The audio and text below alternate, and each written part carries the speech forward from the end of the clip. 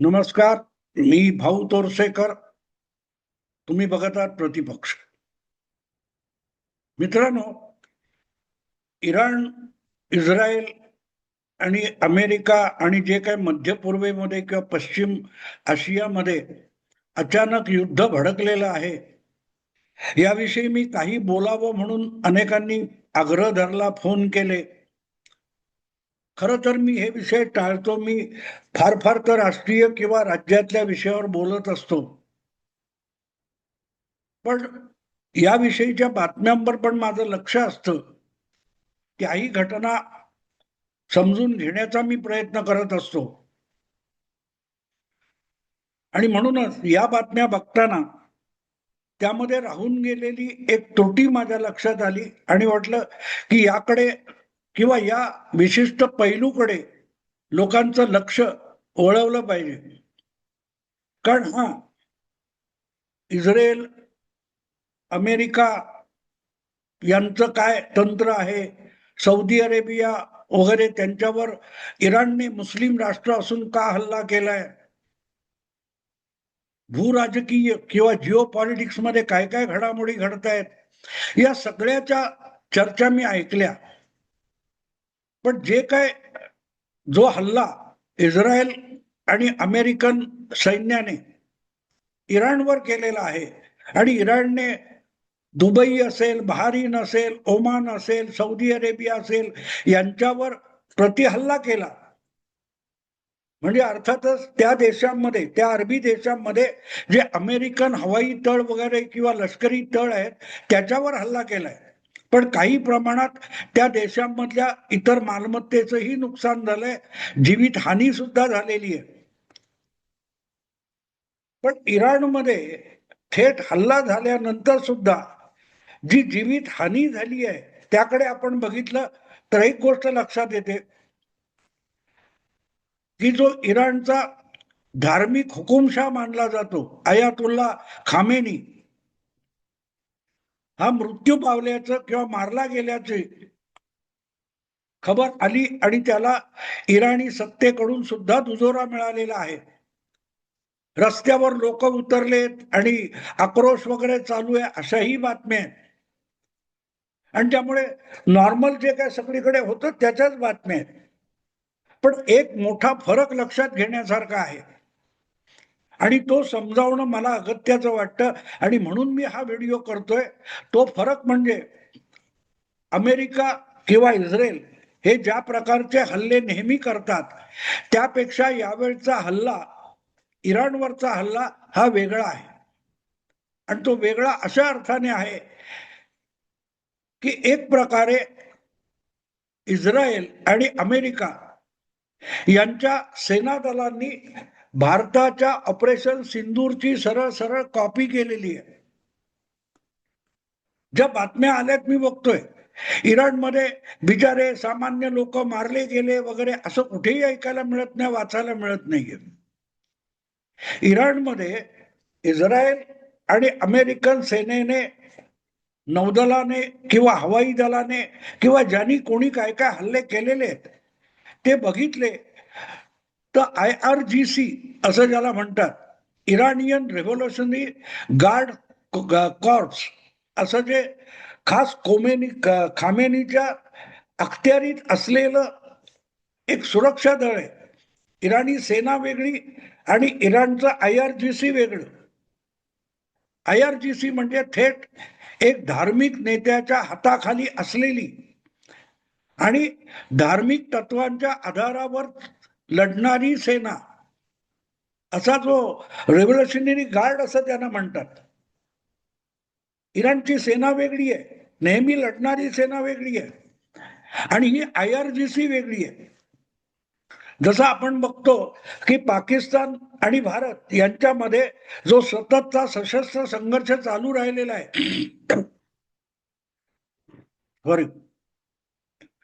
त्यामध्ये पाकिस्तानी सेनेने केलेल्या कारवाया वेगळ्या आणि पाकिस्तानी सेनेची किंवा पाकिस्तानी सरकारची फूस असलेल्या जिहादी टोळ्यांनी केलेले हल्ले वेगळे.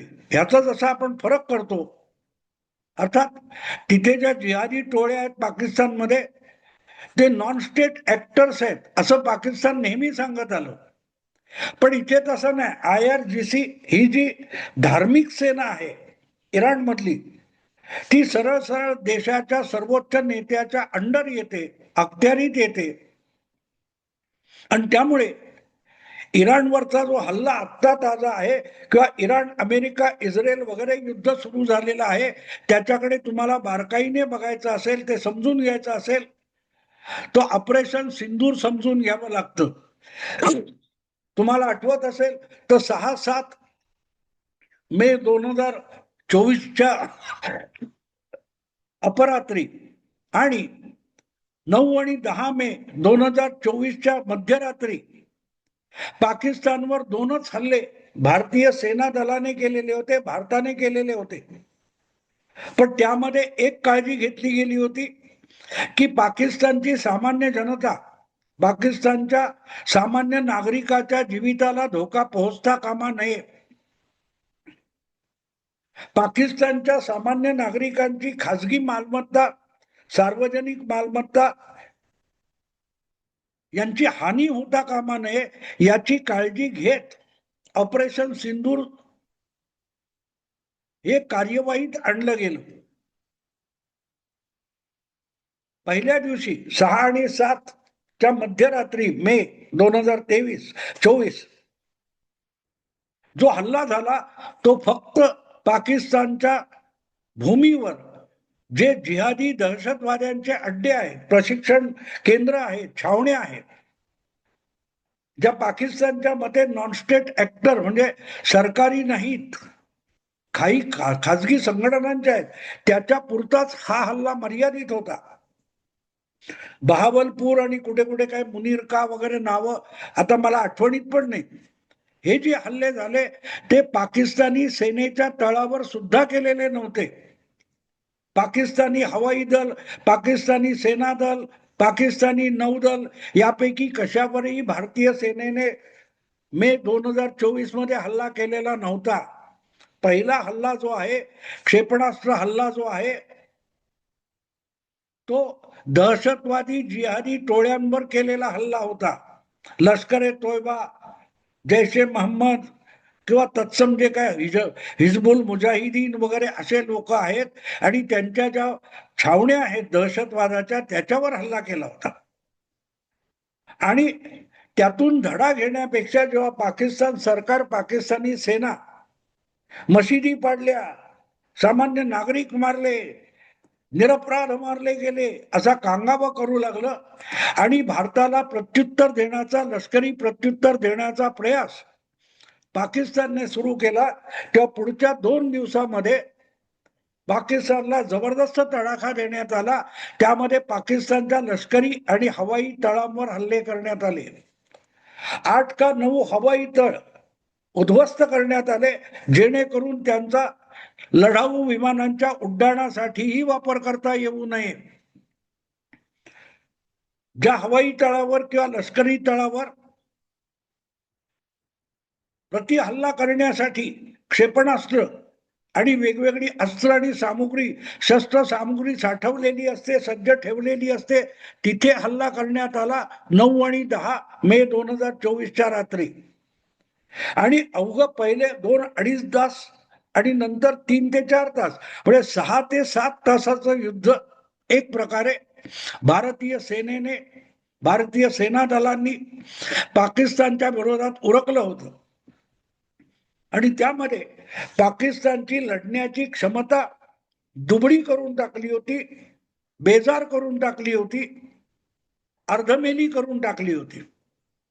आणि आता सुद्धा इस्रायल किंवा अमेरिका यांनी इराणवर चढवलेला हल्ला बघितला तर तो एकूण इराणच्या कुठल्याही भूमीवर, नागरी वस्तीवर, अगदी जिथे इराणी सेनेच्या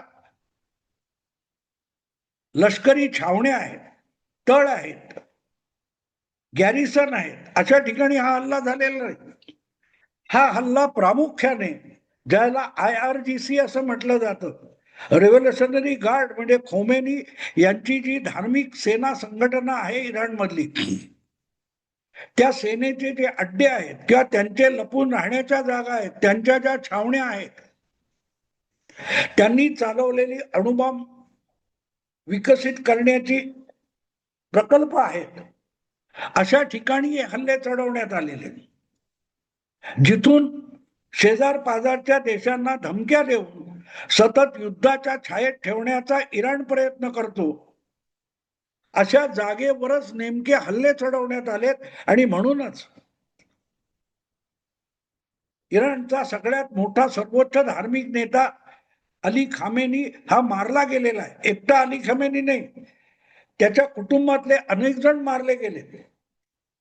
मध्यंतरी सुद्धा काही महिन्यांपूर्वी याच प्रकारचा हल्ला करण्यात आला.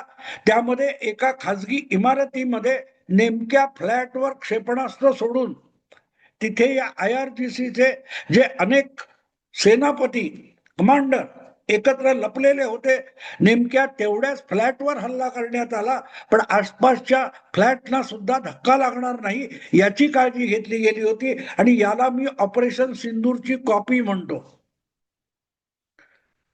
अझर महमूद जो मसूद अझर जो जैशे मोहम्मदचा म्होरक्या आहे, संस्थापक आहे, त्याचा जो बहावलपूर किंवा कुठेतरी अड्डा आहे, तिथे मशिदीच्या नावाखाली जे लष्करी प्रशिक्षण केंद्र दहशतवाद्यांसाठी, जिहादींसाठी राबवलं जातं, चालवलं जातं, त्याच्यावरच हल्ला करण्यात आला होता. आणि त्याच्या आसपासच्या इमारतींना कुठलाही धक्का भारतीय क्षेपणास्त्रामुळे लागला नाही.